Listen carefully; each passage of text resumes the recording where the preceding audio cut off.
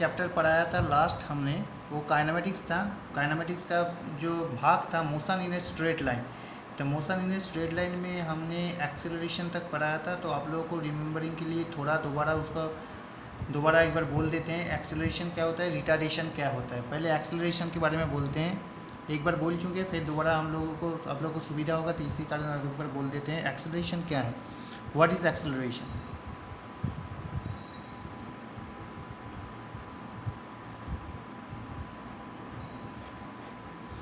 किसी भी सब्सटेंस का जो वेलोसिटी का परिवर्तन होता है, किसी भी सब्सटेंस, मान लीजिए ए पॉइंट में, एक पॉइंट में यहाँ पर एक सब्सटेंस था, ये आहिस्ता आहिस्ता मूव करते हुए बी पॉइंट तक गया, बी पॉइंट से आहिस्ता आहिस्ता मूव करते हुए सी पॉइंट तक उसका मोशन हुआ। तो ये पॉइंट में उसका वेलोसिटी था मान लीजिए v1, बी से सी तक उसका वेलोसिटी था v2। तो यहाँ पर स्टार्टिंग पॉइंट में ए से बी पॉइंट तक जाने के लिए उसका जो दूरी तय करने के लिए उसका जो टाइम लिया था वो था t1, और बी से सी पॉइंट तक जाने के लिए उसने जो टाइम लिया वो मान लेते हैं t2। तो देखिए समय के साथ उसका वेलोसिटी का जो परिवर्तन हो जाए, जो डिस्प्लेसमेंट हो रहा है, जब ए से बी तक उसका जो डिस्प्लेसमेंट हो रहा है, whenever a particle moving from A point to B point, then taking time by this particle will be t1 and the velocity will be v1, and whenever he moves from b to c, then its time taken by the particle t2 and velocity will be v2। तो up to अगर calculate करेंगे ए से C तक जो दूरी तय किया particles ने, कितना दूरी तय किया, टोटल डिस्टेंस ए से सी तक, तो A B plus B C total distance तय किया। तो टोटल डिस्टेंस तय करने के लिए टोटल डिस्टेंस तय किया, तो ए से ए बी तक गया, फिर बी से सी तक गया। तो टोटल डिस्प्लेसमेंट कितना हुआ, टोटल डिस्प्लेसमेंट ए सी हुआ उसका। तो अगर एक्सीलरेशन निकालना है, acceleration must be represented by acceleration is always represented by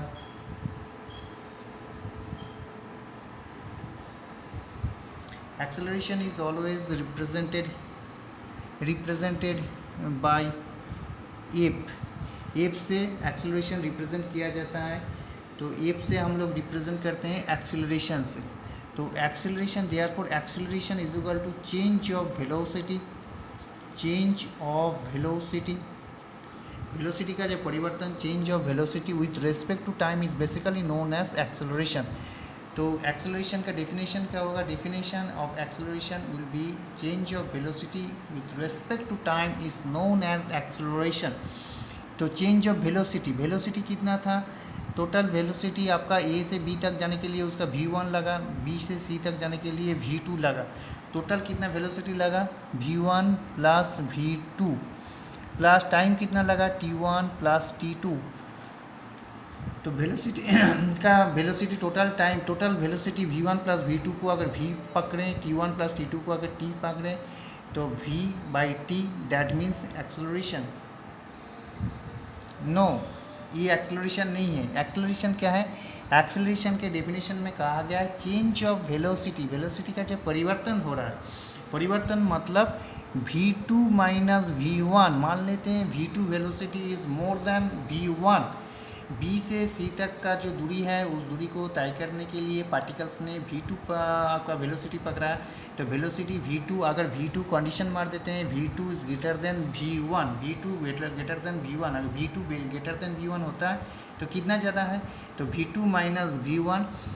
तो कितना टाइम के अपेक्षा में वो वेलोसिटी का परिवर्तन हुआ, पहले था t1, अभी टाइम लिया है t2। तो टाइम का परिवर्तन कितना हुआ, t2 minus t1, that is called acceleration. इसको कहा जाता है एक्सेलरेशन, क्योंकि ऊपर में देखिए वेलोसिटी का जो परिवर्तन हुआ है, change of velocity.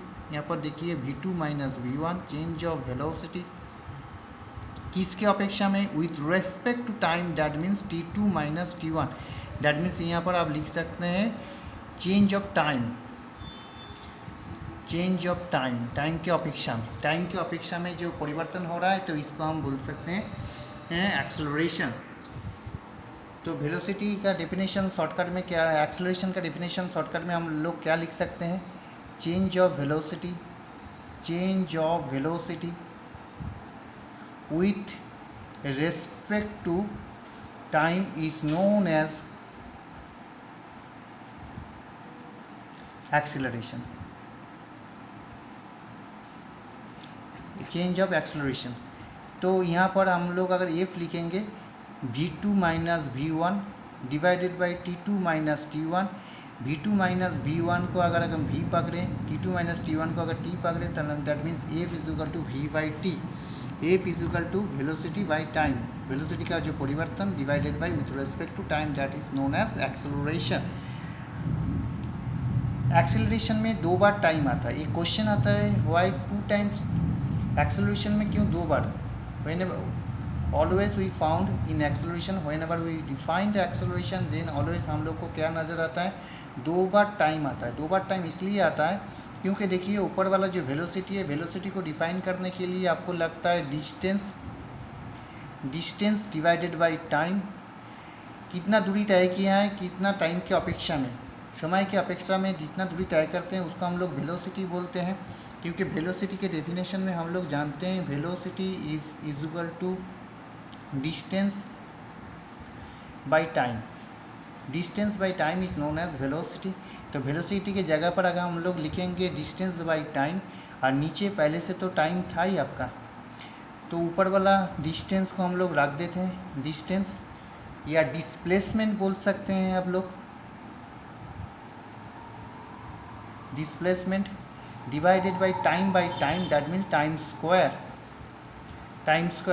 That means distance को अगर हम लोग डी मान लेते हैं, टाइम को अगर टी मान लेते हैं, D by T square, that means F is equal to D by T square, distance by time square. तो 2 बार टाइम इसीलिए आते हैं। तो एक्सेलरेशन का हमेशा जो यूनिट होता है, यूनिट हम लोग जो रिप्रेजेंट करते हैं एक्सेलरेशन का, वो होता है डिस्टेंस को अगर हम लोग सेंटीमीटर रखेंगे तो इसको सेकेंड स्क्वायर रख सकते हैं, इसको हम मीटर रखेंगे तो इसको भी सेकेंड स्क्वायर रख सकते हैं।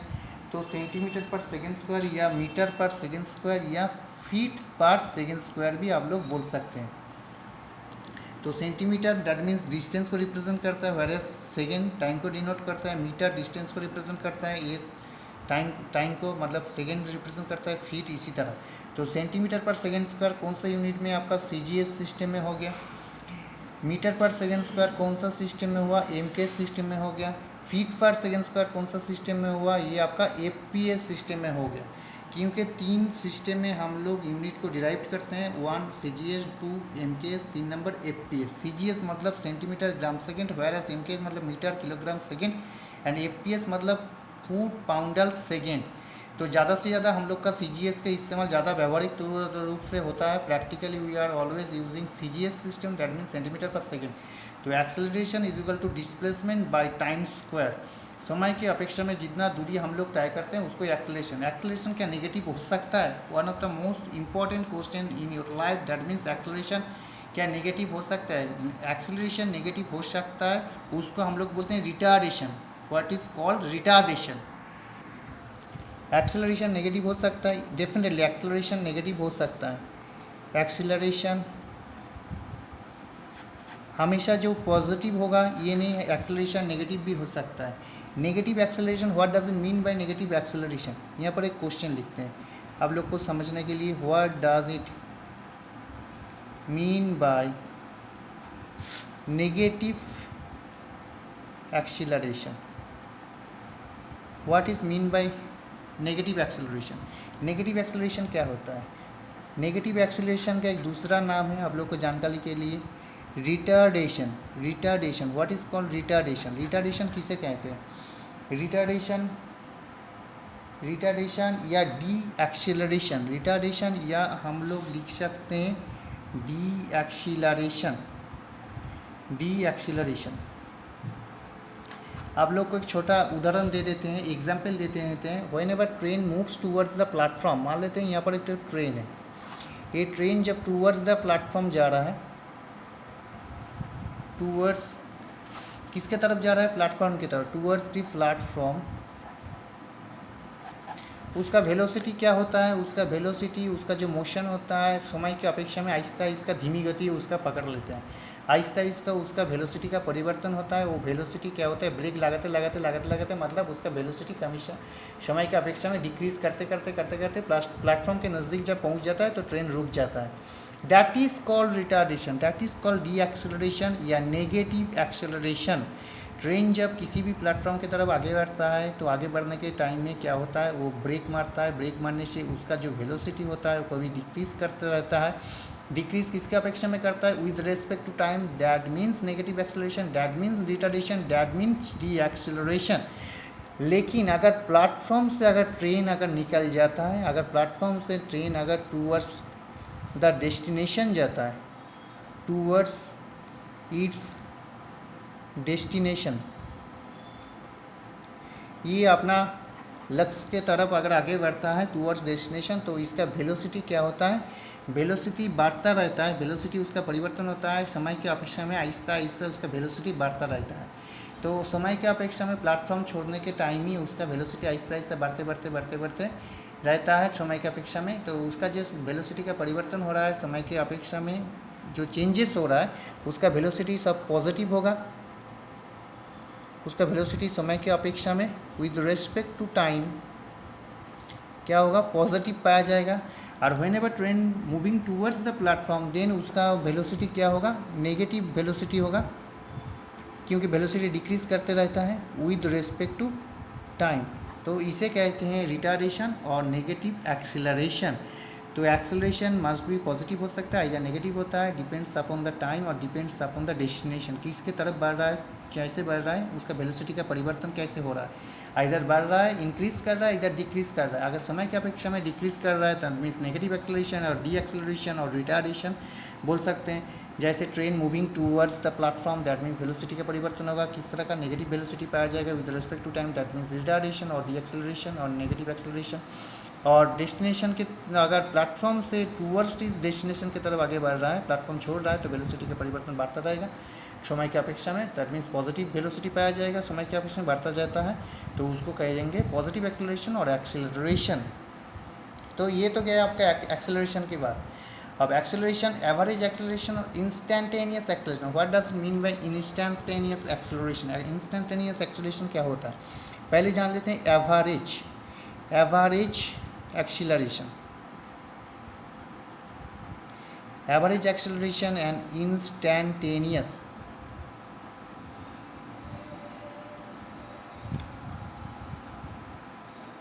इंस्टेंटेनियस एक्सेलरेशन और एवरेज एक्सेलरेशन क्या होता है, पहले ही हमने बताया था। एक पार्टिकल्स का मान लीजिए ए एक पॉइंट है, यहाँ पर बी एक पॉइंट है।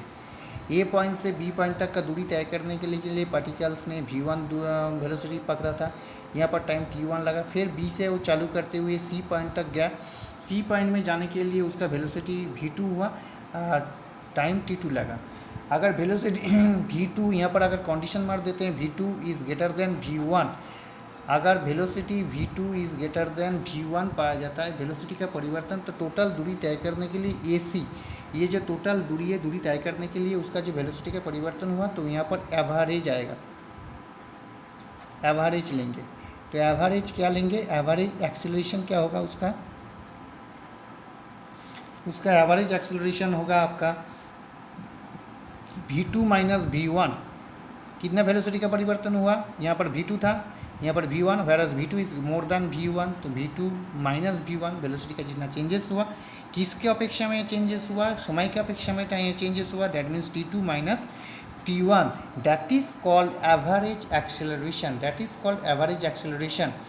इसको अगर डेल्टा v बोल देंगे, डेल्टा v, और इसको अगर डेल्टा t बोलेंगे, डिराइव करेंगे डेरिवेटिव के तौर पे, अगर इसको लिखेंगे delta v by delta t, क्या लिखेंगे, delta v by delta T, minute परिवर्तन, माइन्यूट जो वेलोसिटी का परिवर्तन हो रहा है किसका अपेक्षा में, समय के अपेक्षा में।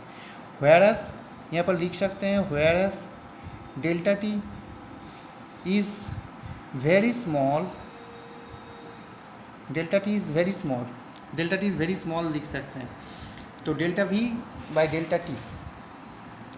और एक बार देख लीजिए, देयरफॉर एवरेज एक्सीलरेशन क्या होगा, average acceleration is equal to, हम लोग लिख सकते हैं एवरेज एक्सीलरेशन क्या लिख सकते हैं, एवरेज एक्सीलरेशन हम लोग लिख सकते हैं डेल्टा वी बटा डेल्टा टी। यहाँ पर लिख दीजिए, जहाँ पर where delta T is very small, ये बहुत छोटा है। तो समय की अपेक्षा में उसका जो परिवर्तन हुआ, इसको ये जो स्मॉलेस्ट फॉर्मेशन है, स्मॉलेस्ट फॉर्मेशन के कारण इसको इंस्टेंट, अचानक, अगर समय बहुत कम है उसी समय उसका वेग का परिवर्तन होता है, वेलोसिटी का परिवर्तन होता है अचानक। दैट मीन्स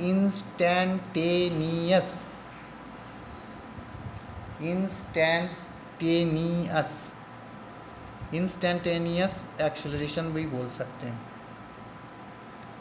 इंस्टेंटेनियस एक्सेलरेशन, अगर समय बहुत कम रहेगा उसी समय में वेलोसिटी का अगर परिवर्तन पाया जाएगा तो उस वेलोसिटी को हम लोग इंस्टेंटेनियस एक्सेलरेशन भी बोल सकते हैं। तो delta V by delta T is also called instantaneous acceleration. तो हम लोग पहले एवरेज एक्सेलरेशन निकाले हैं। एवरेज एक्सेलरेशन क्योंकि ए पॉइंट से बी पॉइंट तक जाने के लिए v1/t1, वैर बी से सी तक मूव करने के लिए v2/t2।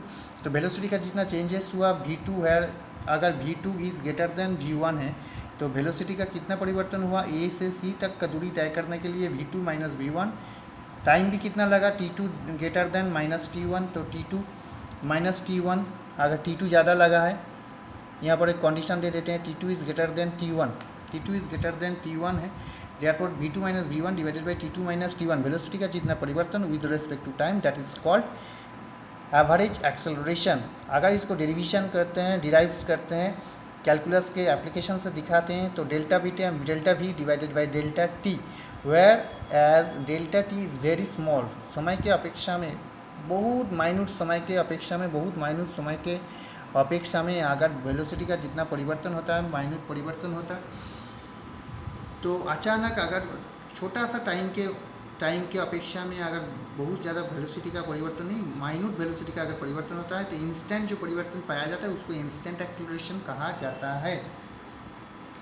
तो इसको और एक बार ऑल्टरनेशन फॉर्म में इस तरह भी आप लोग लिख सकते हैं, इस एक्सेलरेशन को इस तरह भी आप लोग लिख सकते हैं, F is equal to delta V divided by D T, dv/dt। और इसको इस तरह भी आप लोग लिख सकते हैं ddt, समय की अपेक्षा में वेलोसिटी का जो डेरिवेशन पाया जाता है, that means ddt of v, किसका, वेलोसिटी का परिवर्तन with respect to time, that means acceleration, change of velocity with respect to time, that means delta v divided by delta t, dv divided by dt, और ddt of v मतलब velocity का जो परिवर्तन with respect to time, that means acceleration.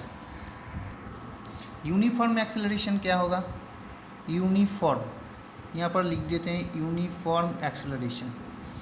Uniform acceleration क्या होगा,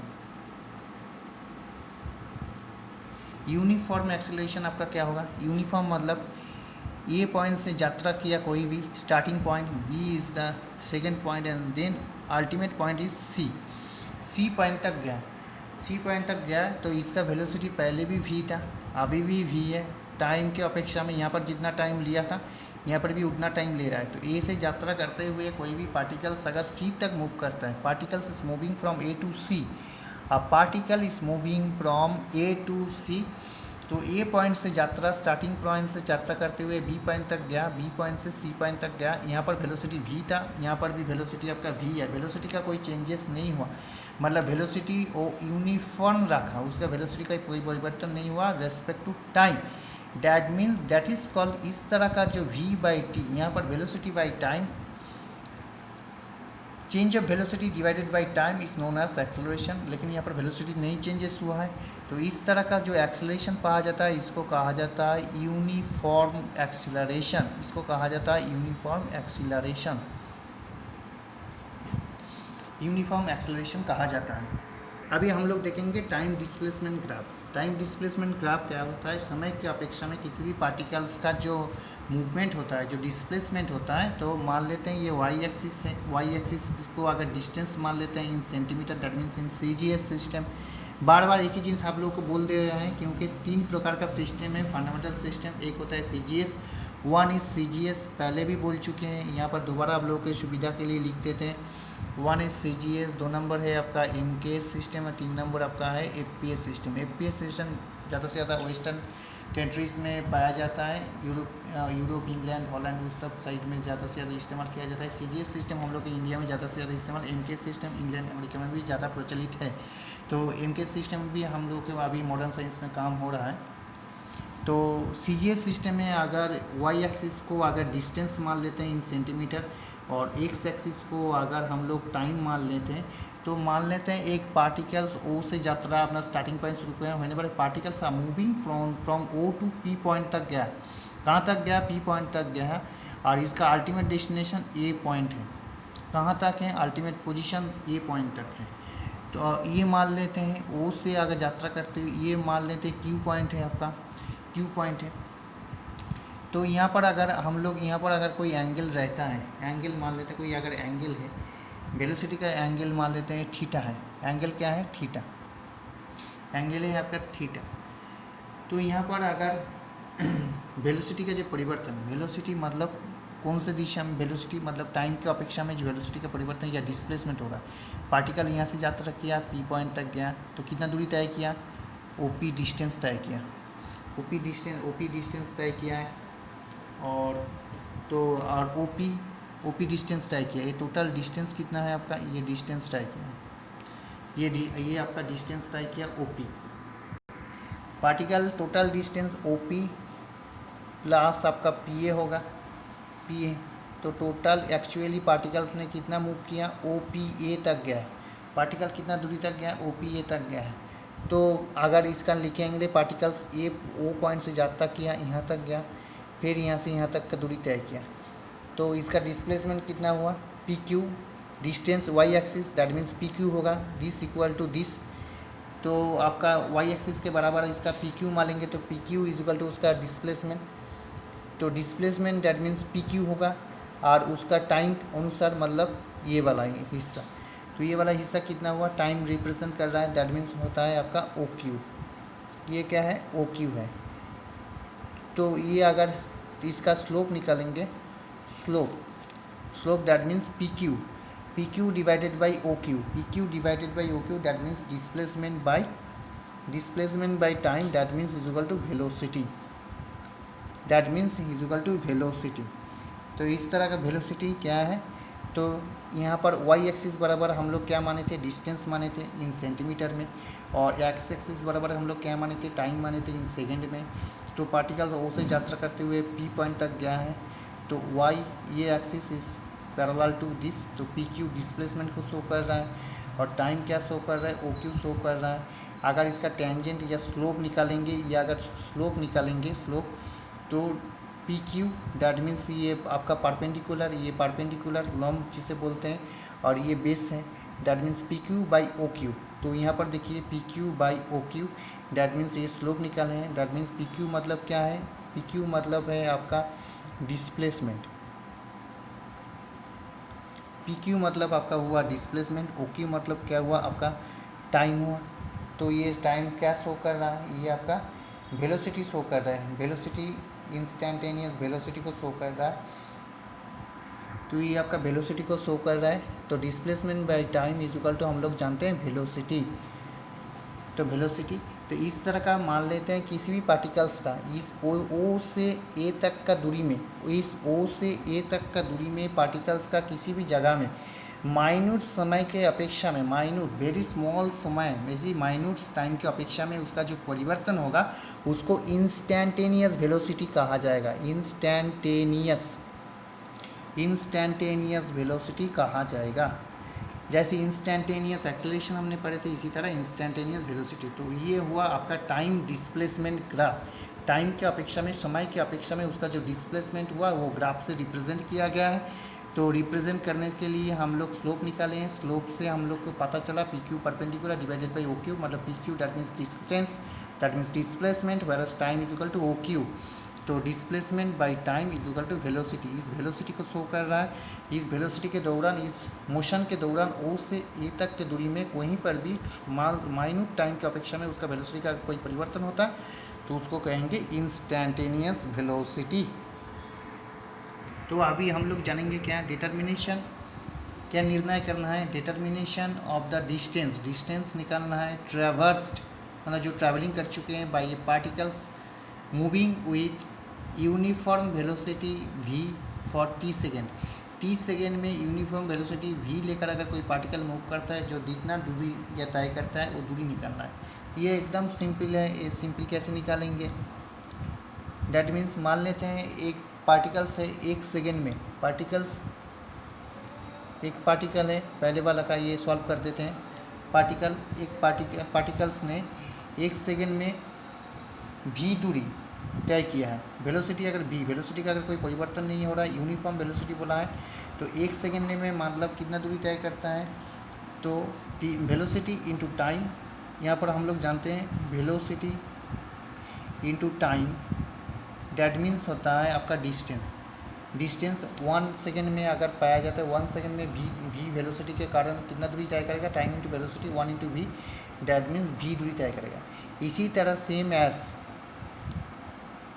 same as अभाव अगर करेंगे, उसी तरह अगर करेंगे तो दो सेकेंड में कितना दूरी तय करेगा, 2 into we that means 2v दूरी तय करेगा, 2v दूरी। इसी तरह 3 सेकेंड में करेंगे तो 3v दूरी तय करेगा।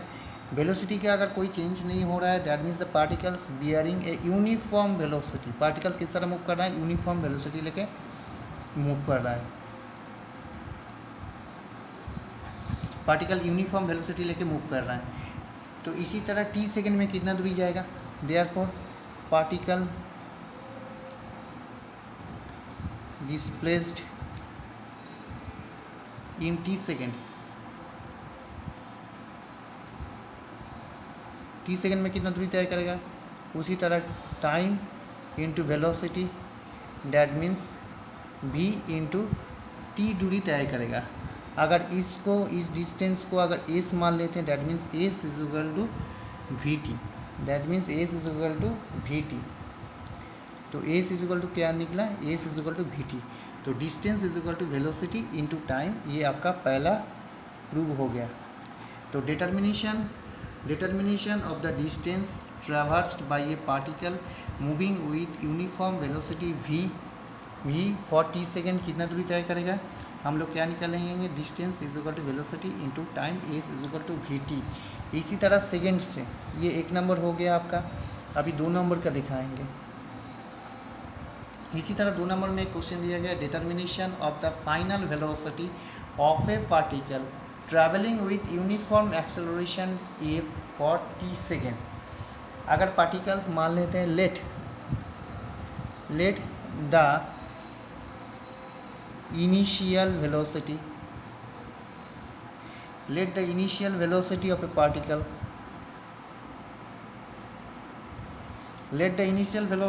particle be u, small u मान लेते हैं। किसी भी पार्टिकल्स का मान लेते हैं ए पॉइंट से यात्रा शुरू किया, स्टार्टिंग पॉइंट बी पॉइंट तक गया, इनिशियल वेलोसिटी उसका कितना था, u था, u वेलोसिटी था। टी सेकेंड में जब टाइम स्टार्टिंग होने जा रहा है तो उसी टाइम में उसका वेलोसिटी कितना था, उसका वेलोसिटी था u। फाइनल वेलोसिटी यहाँ पर b पॉइंट तक जब तक पहुँचेगा तब तक उसका फाइनल वेलोसिटी आएगा। तो उसका जो वेलोसिटी का परिवर्तन 1 सेकेंड में मान लेते हैं, 1 सेकेंड करते अंतराल में, इंटरवल के अनुसार उसका वेलोसिटी का परिवर्तन हो रहा है। That means acceleration